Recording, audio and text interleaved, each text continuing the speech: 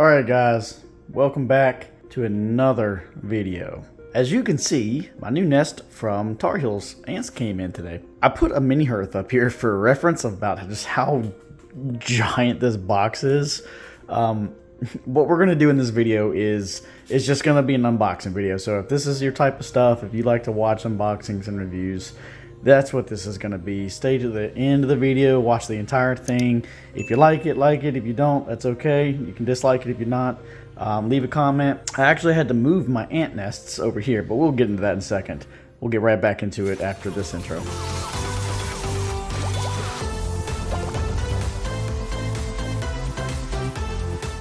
Alright, what's up guys? Welcome back to S&E Ants YouTube channel.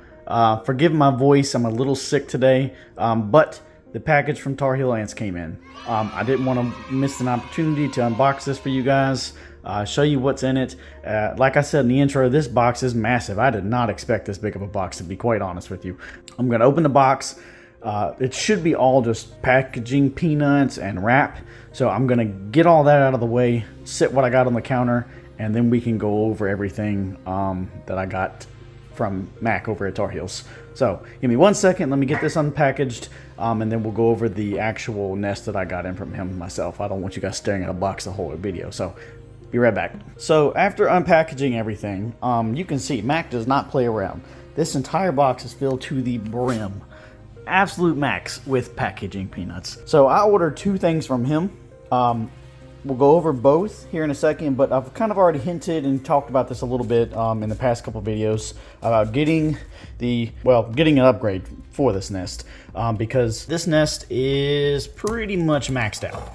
It's not completely maxed out. I could probably get away with a couple months in here, but if you can see, the ants are like just not slam crowded in there, but a lot of them are hanging out in the outworld because there's just not enough nesting space, and I need to give them plenty of room to expand, get this colony in a permanent or semi-permanent solution. That's what this is. I went with the horizontal nests, the top-down nests, for two reasons. One, I was going to save some counter space, which the idea here is to put the outworld on top of the nest, because the nest we'll look at, but the outworld is normally where all the ants are.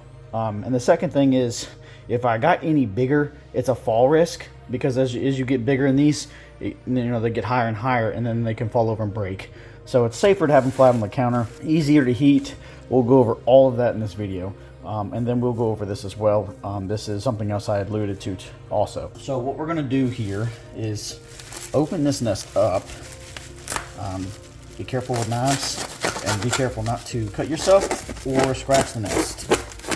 So I got to get through his layering of bubble wrap and stuff, which I can appreciate. These nests cost money, everybody knows that, and we don't want to buy something and by the time it gets in the mail, it's destroyed from packaging, FedEx, UPS, whoever it may be, UPSB. And this thing it's kind of heavy, I'm not gonna lie, but with how big it is, it kind of makes sense. And again, I've kind of told you guys in other videos too, that when you're getting nests this big, you want to make sure you have plenty of counter space, number one, and number two, you want to make sure that whatever you're sitting the nest on is stable. You don't want to put this on some kind of chair or anything like that can wobble or fall, because when this hits the floor, you have a couple problems. You're going to have, one, it's going to break, two, it's heavy and it might damage the floor, and three, you're going to have ants everywhere. Do not want that. I'm not really going to talk about prices in this video. If you want a price on this particular kind of nest, this is a custom nest, just so you guys know. You cannot order this off of his website. As far as I am aware, he's only done one or a couple of these. He might have done more. I'm not 100% sure, but you're going to have to contact him for pricing, so he can give you the most accurate price that, I don't want to give you a price that's not the right price, because this is not on his website. So these are all maybe a little bit different, I'm not sure. Draw this moisture off the back, and then we can flip it back over and show you guys what we got. So this is a bigger version of the labyrinth that is on his website. So this top part is just a dark plate, and it doesn't have the typical, here, let me show you guys.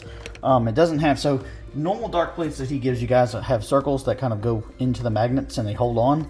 This dark plate kind of sits on top with it edged out, so it kind of just sits in there. It looks like the magnets look kind of heavy duty. Let's take this off and see what we're working with here. So, wow, this nest is massive. That's my hand for comparison. So this should give them plenty.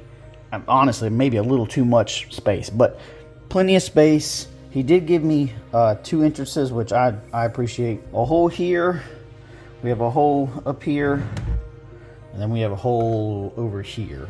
I assume 2 of those are nest mates, which did come with this. I asked for right here 2 nest mates, and then the humidity chambers in the back here, and then we have 1 exit on the front.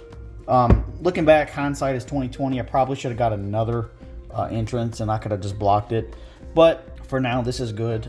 This is not, just so you guys know, this is not museum glass. This is just the plain glass he sells, and honestly the visibility is perfect. I can see, other than the glare that you guys see onto the glass itself, the visibility here is phenomenal. It's actually really good. This is a mini hearth for reference, and you can see my little Camponotus worker out there, but this nest is quite much bigger than a mini hearth.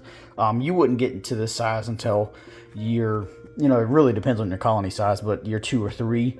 And because it got so big so quickly, this is more than almost justified. I have plenty of ants to manage this much space, and they can move around however they like, and they can section off a nest. And that's a good thing about these types of nests, is you can section off these nests yourself. You can take the glass off and place cotton in these little, I don't know, tunnels, and kind of progressively open the nest up. If you want to do that, if you give them too much space and they're not doing well with it, you can section this off. And I might do that. We'll see. It just really depends, and I'd have to actually maze through this myself, because the entrance is here, and it looks like it splits this way and it splits this way. There might be some cotton involved in this, but we'll see. Again, we want to see how the ants react to this big of a nest first, and then we'll get to that point. So this is the entire nest that I got from him. This is going to be the upgrade for the main Pennsylvanicus colony. I like the top-down nests more. The more visibility, you can see what's going on in the nest. There's a big square ones he sells, phalanx. So, forgive me for the pronunciation there, but my personal opinion is too much open space, and it's just not a viewing pleasure for me, versus looking down at these. Now this type of nest is good for, I think, harvester ants and stuff like that. A lot of people use these top-down nests for them, but I think it will do fine for our colony. So let's open up the second little thing that I got in. This one's quite easy to show you guys. This is pretty much, well, all it is an outworld for the discus up here. I'll show you guys. This is just literally an outworld that comes on the top of the mini hearths here. I assume he glues these and then connects from the top. Also, you can do one of these right here, where the outworld's on the front and connected by magnets on this side, and it just butts up. But this one is not for mini hearth. This one is for the discus, and I'll show you that here. So we have the discus here, and it has 1 entry and exit port here. And what I'll do is I'll literally just get some vinyl tubing. I'll actually have to cut this up a little bit, and we'll put it in here to where it's in. And then this side, again, we'll have to cut them up and square them up. But we'll just stick it in here like this, like so. Work it in there. And it is an outworld for the discus, or any other, honestly, form of carrion that he sells that does not have an outworld like this. So the ants will go through, they can eat here, and then they go back in the nest. And this is for the Lasius americanus, if they do end up taking off, or if I get another smaller colony. I like these kind of setups. They're fun, they're interactive, they do involve tubing. I know a lot of folks like the tubing and stuff and like to see the ants crawl through. They give a designated outworld that's quite far away from the nest, so it gives the ants a little room to travel. That's a nice little, I think this was I want to say like $8 or something like that. It won't very expensive, honestly, for what you're getting here. You know, you're getting Outworld. It's got the mesh top. He puts a hole in it for you. I think $8 is honestly beyond reasonable. This is, you know, perfectly fine in my opinion. If you need a little Outworld for maybe a custom nest that you've done, and then you're not very good at doing these Outworlds. I'm not very artistic myself, so I can't really do these, but I think it's a good deal. What we're going to do, and what I have to actually figure out myself, is how to move the Pennsylvanicus colony that we currently have and that we spoke about in the last video.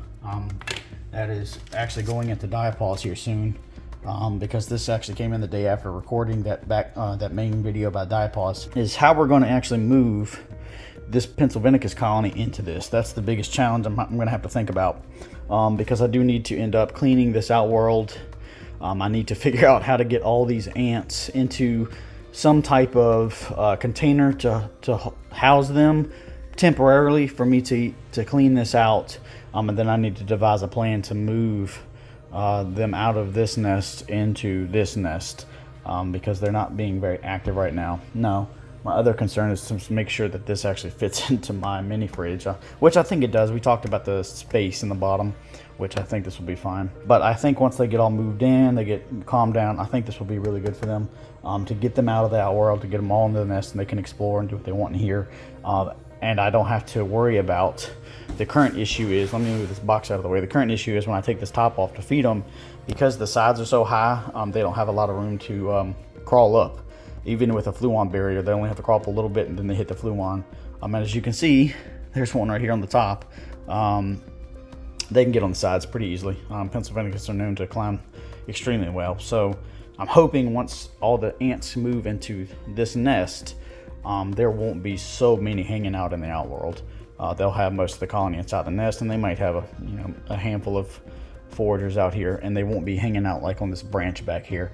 I can give this nest a good cleaning. I can vacuum it out.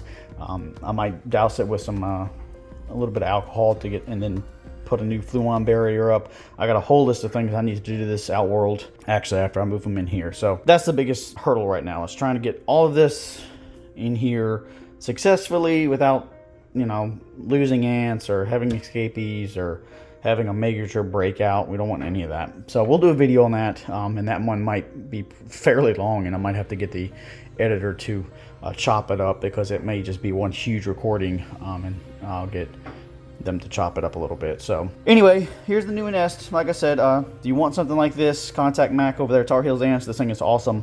This is actually everything I wanted. To go into the humidity chambers just a little bit and touch on that. He put the humidity chambers on one side, which is fine.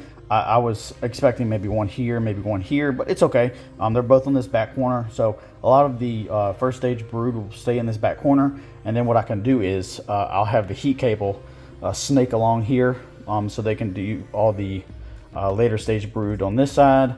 They can have a larva on that side. They have a hot side and a cold side, so they can kind of self-regulate temperature with this. And that's a great thing about these types of nests. You can just run your heat cable here. They'll propagate, you know, whichever brood on whichever side they want. This is really good for giving them the choice.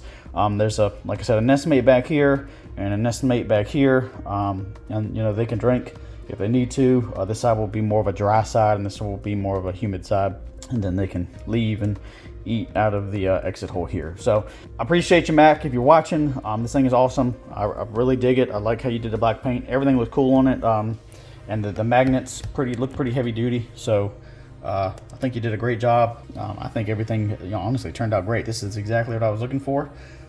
The chambers themselves are, I think, perfectly sized, especially for Camponotus, and honestly, yeah, I think it's great. I hope you guys enjoyed this. If you got any kind of questions or comments about this particular nest, or the Outworld nest up here that we also got in, leave them in the comments. I'll answer them as best I can, or I can send you over to Tar Heels contact page, and I'll leave his stuff down in the description, his contact and his website link and all that stuff. I appreciate you, Mac, and we'll have a video moving these in here soon. So hope you enjoyed the video. If you like it, liked it. If you don't, dislike it, and I'll see you in the next video. Take care, and hope you have a great week, everyone.